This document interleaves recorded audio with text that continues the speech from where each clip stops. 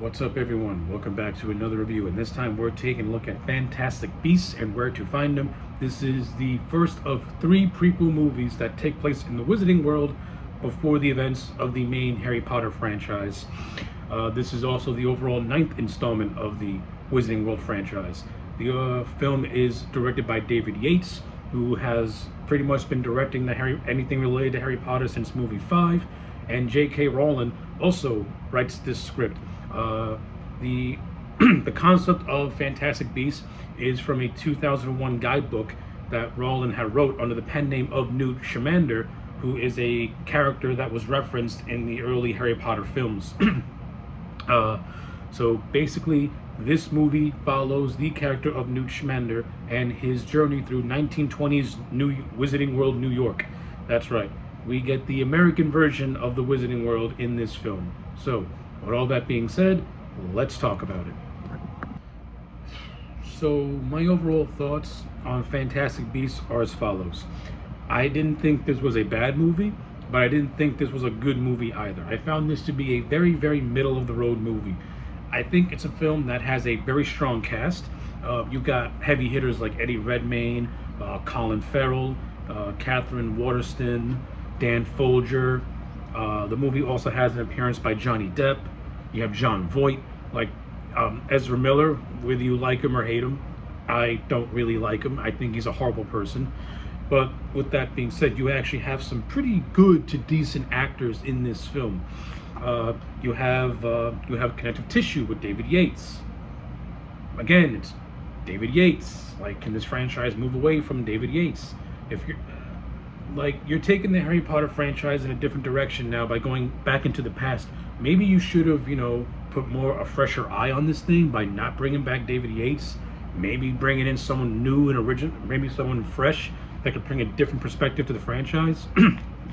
I understand bringing in David Yates would help a continuity, but what made the early Potter movies good to me was the fact that aside from Chamber of Secrets in the first movie, you had two different names. You had you had an Alfonso Cuarón and a Mike Novell, who brought different perspectives to the films before David Yates took over and pretty much made everything just the same. I think new eyes or what this first prequel movie needed in order to make it stand fully on its own, but still having that connective tissue. Because again, you're not following Harry Potter, you're following a totally different character in Newt. So why not bring someone new? Why not bring in a new voice for a new character?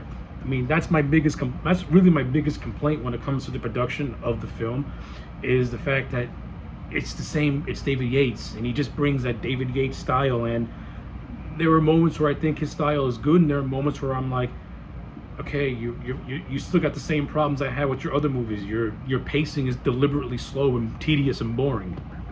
Yeah, so that's really all I got to say. I would have brought in a new director, a fresher director, as opposed to sticking with the tried and true, because this film felt like Yates was just going through the motion. Like, he was just trying to recapture what he did with movies 5 through 7 and trying to stick with that without breaking that pattern. Like, he brought absolutely nothing new to the table from a visual standpoint. You have some flashes of different things here and there, but to me it just mostly is rinse and repeat when it comes to him. In terms of this movie's story, I'll say this. I like the premise of going back in history within the Harry Potter franchise and following a new, different set of characters that will eventually bring us to where we were in that first Potter movie. With that being said, I think the story has an interesting premise. I just think the execution was, I don't know, it didn't really fully engross me or grab me, is pretty much my main complaint, is that the premise was good, but it could have been better if it had a better director and if the writing was more fleshed out. Because when all said and done, I learned nothing about the character of Newt, played by Eddie Redmayne. Now, from a performance standpoint, I thought Eddie Redmayne did a fine job. I thought he was really good as the character of Newt. Eddie Redmayne's natural charisma reflected onto Newt's character. But with that said, charisma can only get you so far if you don't have no meat on those bones. And to me, the character of Newt doesn't have any meat on the bones. I kind of get what they were going for. Like, if you're to make a parallel, the character of Newt is supposed to be like Luke Skywalker in that first Star Wars movie, where he's a stranger in a strange world. But where the comparison stops is that you actually get a sense of Luke's character in that first movie. Like, Luke is bored being on this boring moisture farm. He wants to be different. He knows that there's something out there waiting for him. He just doesn't know how to get to it. The character of Newt, you get maybe little pockets of information about him here and there. But at the end of the day, he just feels like he's just going from point A to point B, and he's just an audience focal point character. Now again, Luke Skywalker was like that, Harry Potter was like that in that first film, but again, there are stark differences. We actually learned about Harry Potter's backstory before the main story actually takes place. We know where Potter comes from. We're attached to him. We're seeing the world through his eyes, but we also know bits and pieces about his backstory and why he's so important. That's just from that first movie alone. To me, that's what makes Harry Potter an interesting character right off the bat.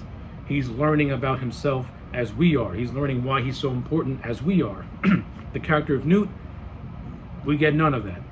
Again, Eddie Redmayne puts in a good performance. His natural charisma he does his best with his charisma to hold the character together, to make you at least tolerate him. But aside from all that, I feel like I learned nothing about him. It's almost as if once the movie ends, he goes back to square one, where you just don't know who he is. You don't really know what his goals are.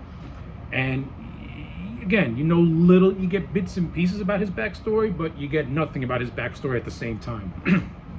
Now, to contrast that, I think the supporting cast is more intriguing than Newt is. Dan Folger's character, he's a character called Jacob. He's one of the first people that Newt meets when he arrives in New York. Dan Folger, his character is a struggling baker who wants to open his own business.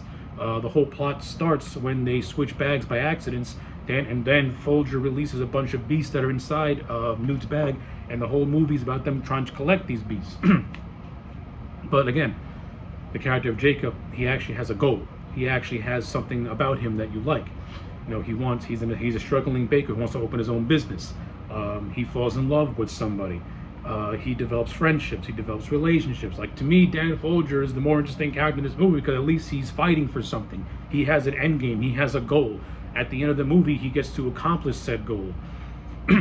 But you see what I'm getting at when I'm comparing Newt to the character of Jacob. Jacob is more interesting because he's actually working towards something.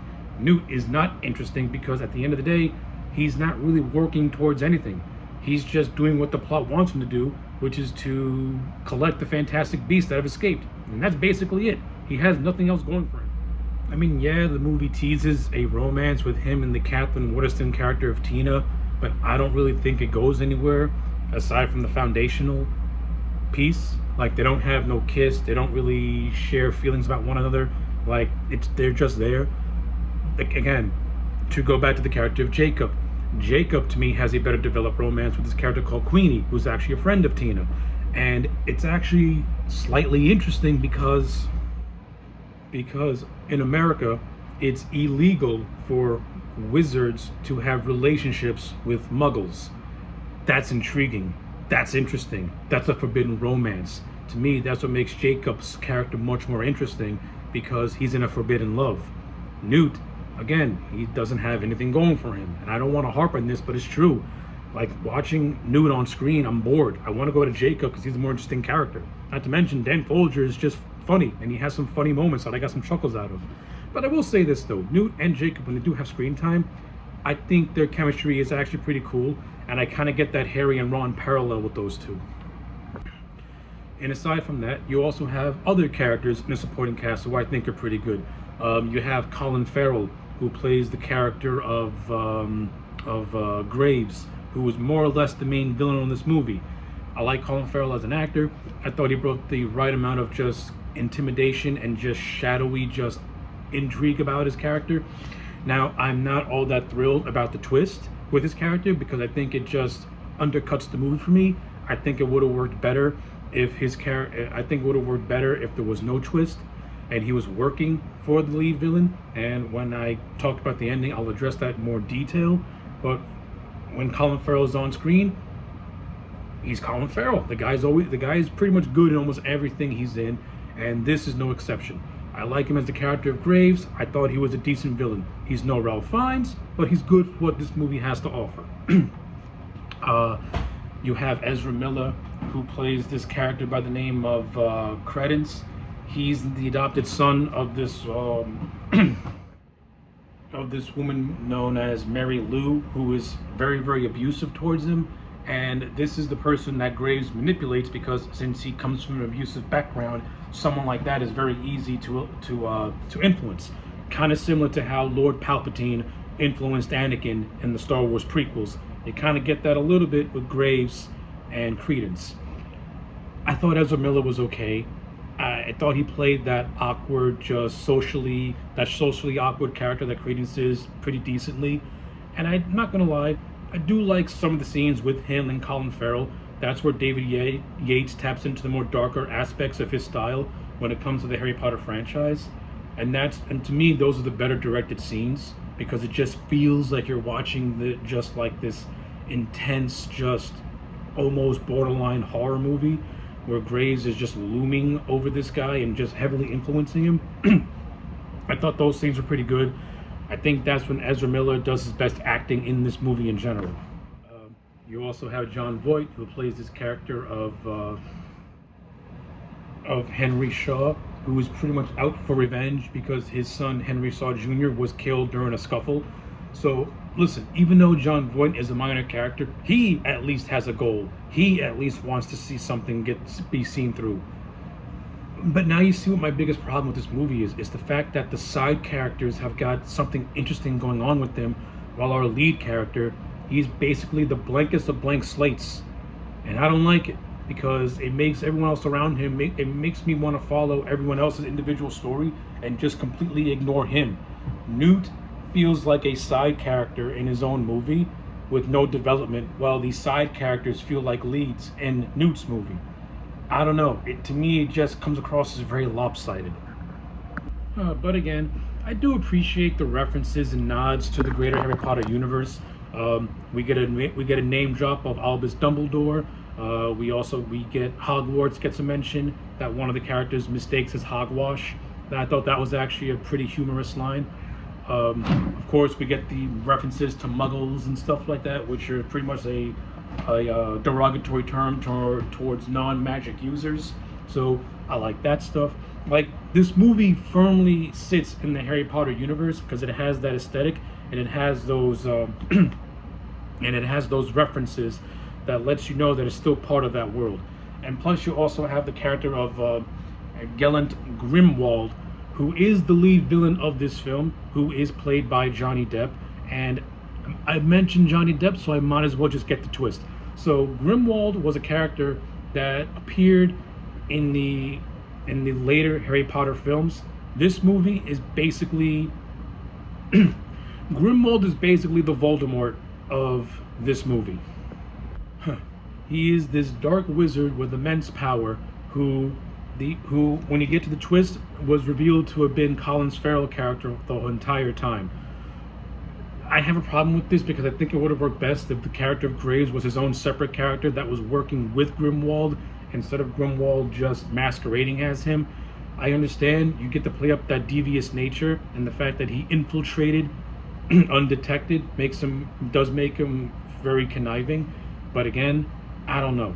I think it would have worked better if these two were actually a tandem and not just Graves not just Grimwald masquerading as Graves, because to me, I don't know, it's kind of a waste of Colin Farrell's talent. That's just me personally. That's coming from a personal aspect. From a film aspect, I think it would have been. I don't know. I think it would have been better if they're just working together with Grimwald pulling the strings, with Grimwald pulling the strings behind the scenes, so that way his reveal would have came across as a little bit more like whoa, what's going on here? I mean, the opening of the movie kind of gives it away that Grimwald is in this movie, is gonna make an appearance somehow, because you do see him take out a bunch of wizards, and he's shot from the back, but you can clearly tell that it's Johnny Depp, so there's no hiding it. And the movie does play up that Graves could potentially be working for Grimwald before it's revealed that he was Grimwald the entire time. So you have that aspect. Like I said, I think the twist is unnecessary. I wouldn't have done it. I would have just kept these two as separate characters. I would have had this movie just be about Graves and him being defeated by Newt and his friends, and Grimwald being the one pulling the strings the entire time as his own separate entity. That's how I would have done it. I think it would have just worked better that way, because you beat Grimwald in the first movie. He kind of loses his that mystique. At least when Luke defeated Darth Vader in the original Star Wars, they never captured him. That's where you can forgive that. Vader was defeated, but he was never captured. Grimwald is captured at the end of this movie. He kind of loses that mystique to me. Now, in terms of this movie's visual effects, I think of all the Harry Potter movies, I think this movie has got some of the best visual effects. I think they're much more refined. I think the CGI looks really, really good. You do get some scenes that are straight out of, that could be in a horror movie, which I thought was really good, which I think is really cool, especially when you get to the last 30 minutes where Newt is chasing Credence throughout New York, and he's in like he's like as like this dark cloud, which I thought was pretty cool and straight out of a horror movie. Like I said, you also got some really grim directed scenes, especially with the characters of Graves and Credence. So that stuff I like. I also like even though I think Newt is boring, I do kind of sort of like the little team that forms with him, Queenie, Tina, and Jacob. I thought that was fine. I think the Thunderbird, that kind of looks like this cool phoenix type of thing, which I thought was actually really nice. The whole them of trying to capture the beast that have escaped the briefcase because because Newt and Jacob accidentally swapped. I thought the beasts looked pretty cool. They got their own distinct looks, which was nice. I thought the movie did a good job at blending sound stages, green screen, CGI, and practical effects to the best of its abilities. You do have certain scenes where it's clear as day the actors are acting with a green screen, and yeah, it can get jarring and can break the movie for you if you let it. But if you just excuse it, it's fine for what it is. It's not offensive. And another thing I can appreciate David Yates for doing is that I do admire the fact that he was able to balance the whimsical moments of this film and the darker moments of the film without having one outweigh the other. Like, he managed to bring a balancing act to this film, because I think that the prequels, they should have a more whimsical tone to it with a darker element, as opposed to the Potter movies, which started off as whimsical and then progressively got darker as the story went on. I think when you're going back to the past, it's good to have a overall whimsical tone with a darker element, because it just makes this certain part of the story feel more fantastical, for lack of a better word. Yeah, so that's really all I got to say about this film. When all said and done, I'm gonna give it a 5 out of 10. It's not offensively bad. It's not great, but it's middle of the road. I understand that the Fantastic Beasts trilogy have a lot of criticism behind it, but as a first-time viewing for me personally, it was okay. It didn't offend me. It didn't. I didn't scream to the heavens saying, "How could you make such an abomination of cinema?" It was fine for what it was, and that's the best takeaway I can tell you when it comes to this film. So yeah, 5 out of 10 for Fantastic Beasts and Where to Find Them. Let me know your thoughts in the comment sections down below. Like the video and subscribe, and I'll check you back next time for more.